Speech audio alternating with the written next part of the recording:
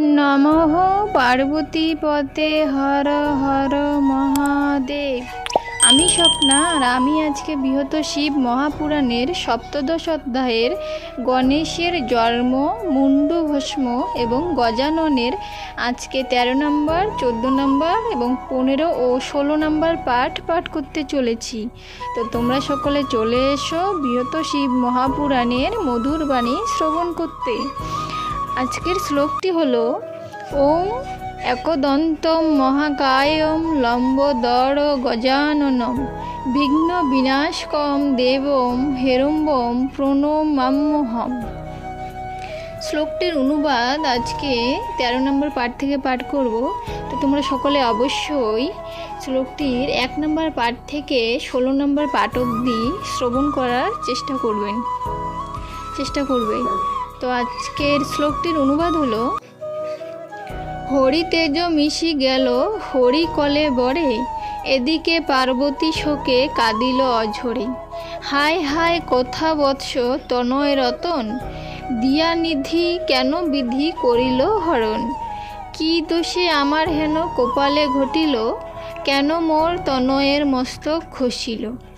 এই রূপে হৈমবতী করেন কন্দন, সহসা ভূমেতে পড়ে হইয়া অচেতন। মহেশ্বর মূর্ছাগত হেরিয়া নন্দন, কৈলাসে কান্নার রোল উঠিল তখন। দেবগণ আসিলেন ভাবিয়া আকুল, বলে হায় একি দায় বিধি প্রতিকূল। হেনকালে শ্রীহরি গরুর আরোহণে, উপস্থিত হইলেন হরের ভবনে। তারে দেখি দেবগণ হৃদয়ে স্বস্তি পায়, নারায়ণ দেখে সবে মূর্ছিত ধুলায়। কিরূপে বালক পুনঃ পাইবে জীবন, সকল জানেন অন্তর্যামী নারায়ণ। দেবগণে কহে হেতা অবস্থান করো, এই বালকের আমি বাঁচাবো সত্তর। পুষ্পভদ্রা নামে স্থান রয়েছে উত্তরে, খগে চড়ি চক্রধারী গেলেন সত্তরে। দেখিলেন এক হস্তিনী সহিত, উত্তর শিহরে সুখে রয়েছে নিদ্রিত। আনন্দ অন্তরে তার চক্রের দ্বারায়, শ্রীহরি হস্তির শির কাটেন তরায়। হস্তির নিধনে কাঁদে হস্তিনী তখন, আমার জীবনে হায় একই অঘটন। হরিপতি কেঁদে কেঁদে কহে সেই ক্ষণে, হে মাধব স্বামী বিনা বাঁচিব কেমনে। পরমেশ জগদীশ করুণা নিদান, কৃপা করি পতির করুণ প্রাণদান। লক্ষ্মীকান্ত রমাপতি বিশ্ববিমোহন, হেলায় করহ সৃষ্টি ক্ষণে বিনাশন। হস্তিনীর এই রূপ কন্দন শুনিয়া, শ্রীহরির হৃদয়েতে উপজিল দয়া। কাটামুন্ডু হতে এক মস্তক সৃজিয়া, সেই ক্ষণে হস্তি স্কন্দে দিলেন জুড়িয়া। নিজ পদ তাহাতে করিতে পর্শন, অকস্মাৎ হস্তিবর পাইল জীবন। হস্তি ও হস্তিনী তবে আনন্দে মগন, শ্রীহরির স্তব সত্যি করিল তখন। অতঃপরে হস্তিবরে আশীর্বাদ করি, হরের ভবনে তরা চলিলেন হরি। হরিহস্তে গজ মুন্ডু করি দর্শন, অতীব বিস্মিত হইল যত দেবগণ। গণেশের ছিন্ন স্কন্দে হরিহর্ষ ভরে, গজমুন্ডু সংযোজন করেন সত্তরে। অনন্তর ব্রহ্মা বিষ্ণু আর পঞ্চানন, নিম্ন উক্ত মন্ত্র করিলেন উচ্চারণ। যে তেজ হইতে মোরা হয়েছে উদ্ভূত, সে তেজ গণেশ দেহে হোক আবির্ভূত। এই রূপে বেদ মন্ত্র করিয়া উচ্চার, গজানন মধ্যতেজ করেন সঞ্চার। পরে কমণ্ডলু জল করিলে সিঞ্চন, গাত্রোত্থান করিলেন উমার নন্দন। পুনরায় পুত্রে পেয়ে দেবী হৈমবতী, সেই কালে হইলেন আনন্দিতা অতি।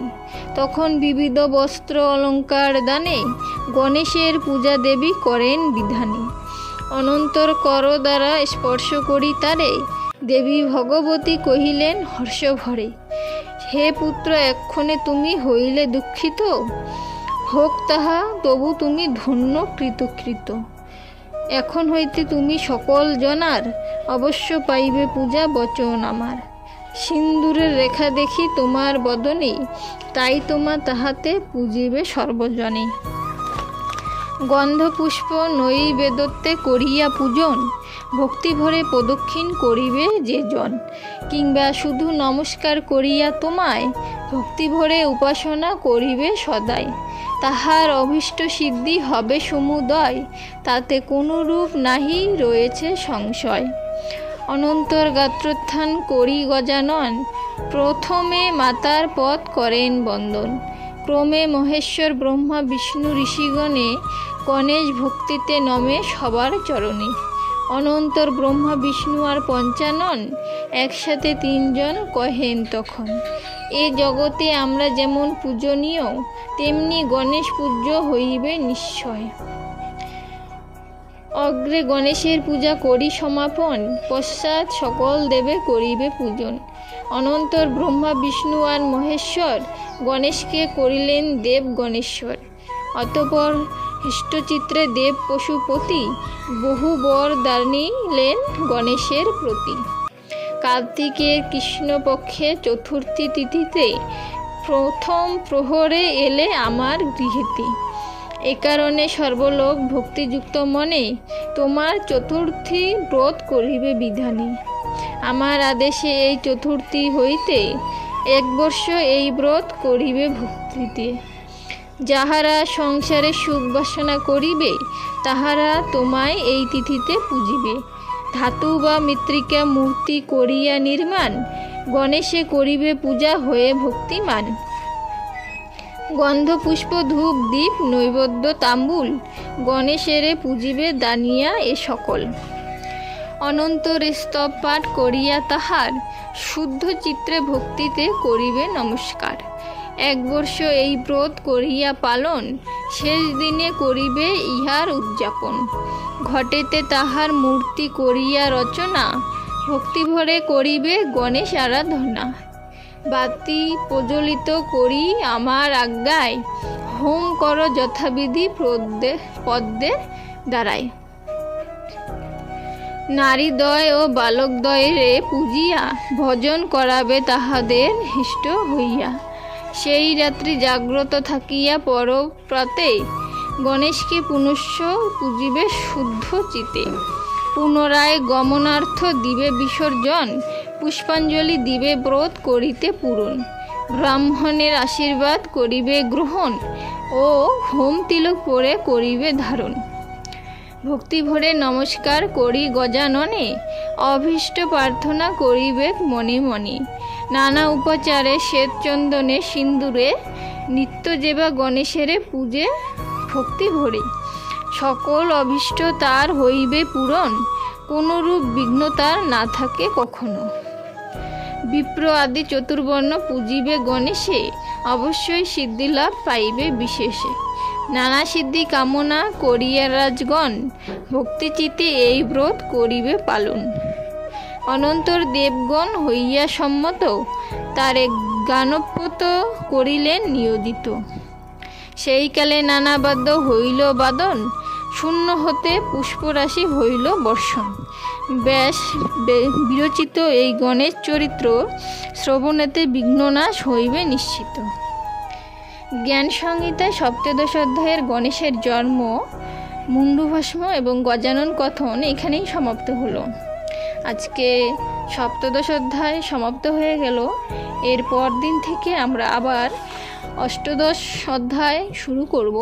তো সকলে অবশ্যই চেষ্টা করবে সপ্তদশ অধ্যায়ের 1 নম্বর থেকে 16 নম্বর পার্টের শিবপুরাণের এই মধুর বাণী শ্রবণ করার বা শিবপুরাণ পাঠ করার। আজকে এখানেই সমাপ্ত করছি। সকলে ভালো থাকবেন। ধন্যবাদ।